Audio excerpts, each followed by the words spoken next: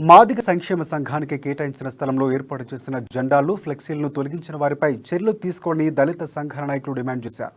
ఆదిలాబాద్ పట్టణంలోని ప్రెస్ క్లబ్లో ఏర్పాటు చేసిన మీడియా సమావేశంలో ఈ చర్యను తీవ్రంగా ఖండించారు. కొందరు గుర్తు తెలియని సర్వే నెంబర్ 72/1/8లో బోర్డును తొలగించి ఆక్రమించుకోవడానికి చూస్తున్నారని అన్నారు. ఉన్నది లేనట్లు, లేనిది ఉన్నట్లుగా పత్రాలను సృష్టించుకుని భూమిని కబ్జా చేయడానికి కుట్ర పన్నుతున్నారన్నారు. ఇక ఈ విషయంపై ఉన్నతాధికారులకు ఫిర్యాదు చేసినట్లు చెప్పారు. ఈ కార్యక్రమంలో దళిత సంఘాల ప్రతినిధులు మలయాళ మనోజ్, ప్రవీణ్ తదితరులు పాల్గొన్నారు. మొన్న కొందరు భూ కబ్జా దారులు మా యొక్క మాదిగ సంక్షేమ సంఘం స్థలంలో మా యొక్క సర్వే నంబర్ 72/1/8 సర్వే నంబర్లో మా యొక్క సంక్షేమ సంఘం 30 సంవత్సరాల నుంచి మా తండ్రులు అక్కడ కబ్జాలో ఉన్నాం.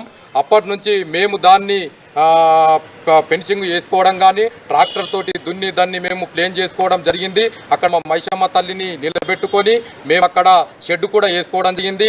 అదే కాకుండా మా యొక్క బోర్డుని ఏర్పాటు చేసుకొని ఆ బోర్డుని కూడా నిన్నగాక మొన్న